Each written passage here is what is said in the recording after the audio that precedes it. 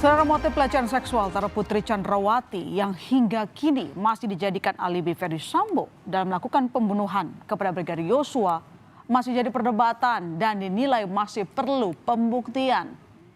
Lantas, pembuktian seperti apa yang diperlakukan? Benarkah Putri Chandrawati mengalami kondisi traumatis mendalam sehingga sejak awal tidak mampu melawan ketika berhadapan dengan situasi ekstrem? Kami akan paparkan rentetan serta analisis ahli soal dugaan pelecehan seksual yang dialami Putri Chandrawati. Dalam skenario awal yang dirancang terdakwa Ferdy Sambo dalam kasus pembunuhan Brigadir Yosua, diceritakan istrinya Putri Chandrawati mengalami pelecehan seksual di rumah dinasnya di Jalan Duren 3, Jakarta Selatan. Berdasarkan keterangan ahli psikologi forensik yang dihadirkan jaksa penuntut umum di persidangan, terungkap Putri sebelumnya mengaku peristiwa pelecehan seksual di Duren 3 itu adalah kebohongan. Namun Putri kala itu mengaku terpaksa harus berbohong karena takut pada suaminya dan harus mengikuti skenario yang dibuat oleh Ferdy Sambo. Bagaimana pendapat saudara? Pada waktu itu Ibu Putri mengatakan bahwa peristiwa Duren 3 itu tidak benar. Nah, tapi saya takut pada suami saya dipaksa untuk menandatangani BAP dan saya percaya pada suami saya itu ada tangisan. Namun respon tangisannya secara fisiologis dan emosional itu intensinya berbeda dengan pada saat menceritakan peristiwa yang ada di Magelang. Setelah skenario bohong Sambo soal tewasnya Yosua di Duren 3 terbongkar, Putri Chandrawati lalu mengaku sebenarnya ia mendapatkan pelecehan seksual di rumah pribadi Sambo di Magelang, Jawa Tengah. Entah ini bagian dari skenario lagi atau bukan. Yang jelas Putri mengaku dilecehkan almarhum Yosua pada 7 Juli 2022 di Magelang. Namun ada ahli psikologi forensik yang menyaksikan pengakuan Putri telah diperkosa Yosua di Magelang. Pasalnya sejumlah saksi di persidangan mengungkap hanya dalam selang beberapa menit kemudian Putri meminta Yosua sebagai pelaku perkosaan dihadirkan. Pada sisi inilah saya sungguh-sungguh sanksi akan klaim perkosaan yang dikatakan oleh PC. Kenapa? Sesaat lalu dia mengaku diperkosa, tapi beberapa menit kemudian ternyata justru dia minta dihadirkan Yosua, yang notabene dia sebut sebagai pelaku perkosaan, plus pengancaman, plus pembantingan sebanyak 3 kali terhadap dirinya. Apakah mungkin orang yang baru beberapa menit lalu menjadi korban ruda paksa, ternyata dalam tempo singkat, bukan bulanan, bukan mingguan, bukan harian, tapi hanya dalam beberapa menit langsung berhadap-hadapan. Namun Ferdy Sambo tidak tinggal diam dengan anggapan itu. Dalam kesaksiannya di muka persidangan, Sambo mencoba yakinkan kembali majelis hakim bahwa istrinya benar-benar mendapat pelecehan seksual oleh almarhum anak buahnya Yosua di Magelang. Dia menceritakan bahwa Yosua masuk ke kamar. Dia dalam kondisi tidur. Istri saya tidur, kemudian tiba-tiba Yosua sudah ada di depan istri saya yang mulia. Istri saya kemudian kaget, tapi kemudian Yosua mengancam yang mulia. Kemudian dia melakukan perkosaan yang mulia. Kemudian dia mengancam juga dan menghempaskan istri saya. Saya tidak kuat mendengar cerita istri saya yang mulia. Dia juga menangis waktu itu. Saya emosi sekali yang mulia. Saya tidak bisa berpikir bahwa ini akan terjadi pada istri saya yang mulia. Lalu, jujurkah pengakuan Putri ini?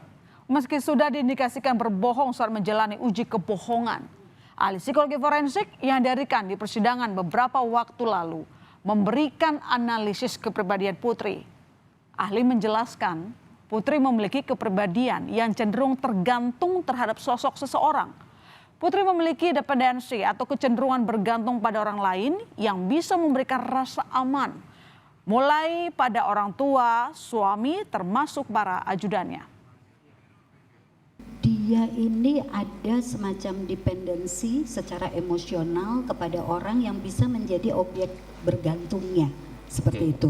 Dalam hal ini seperti kepada orang tuanya, kepada suaminya, seperti itu. Atau mungkin kepada ajudan-ajudan yang dia percayai, bisa?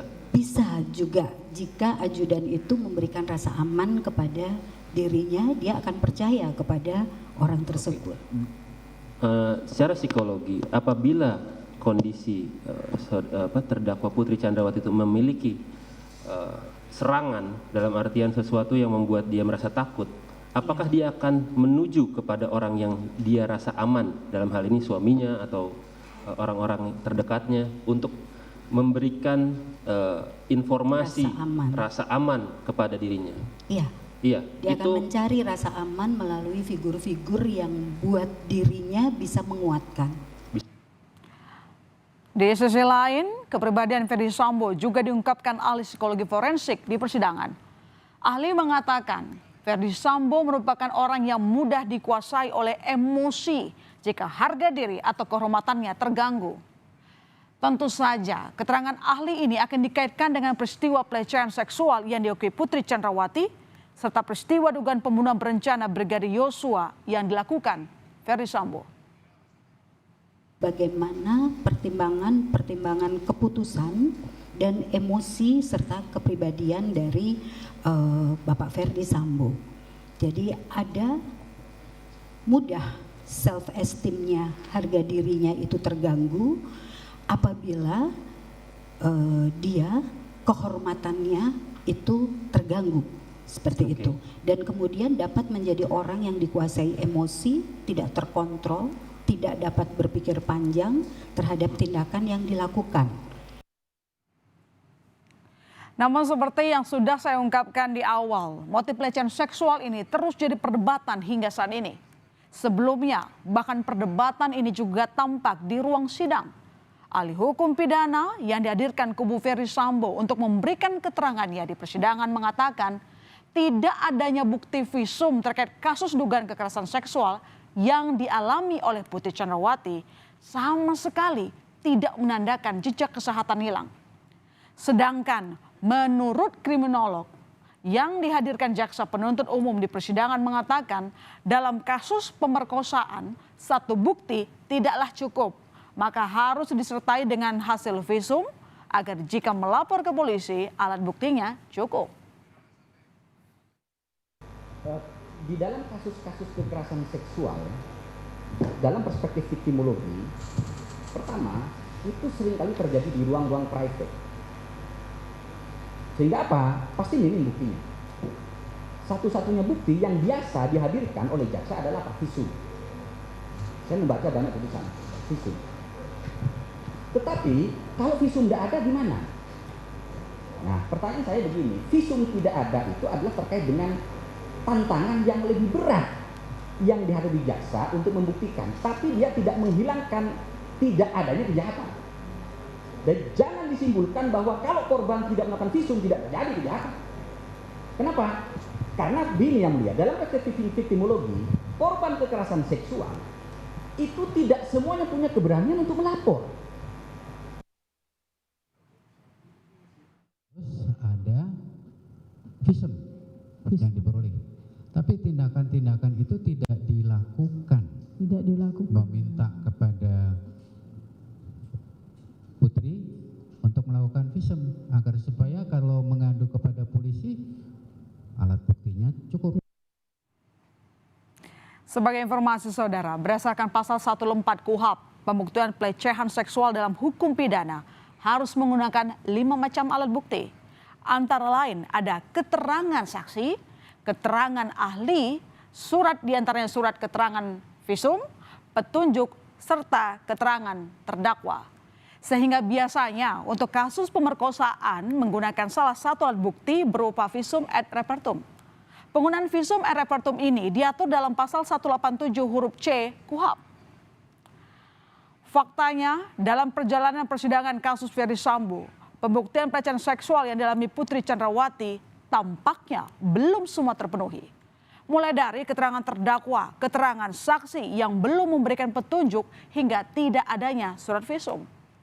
Namun sejauh ini keterangan para ahli memang masih bisa jadi pertimbangan penting bagi majelis hakim untuk menentukan nasib para terdakwa termasuk Putri Chandrawati.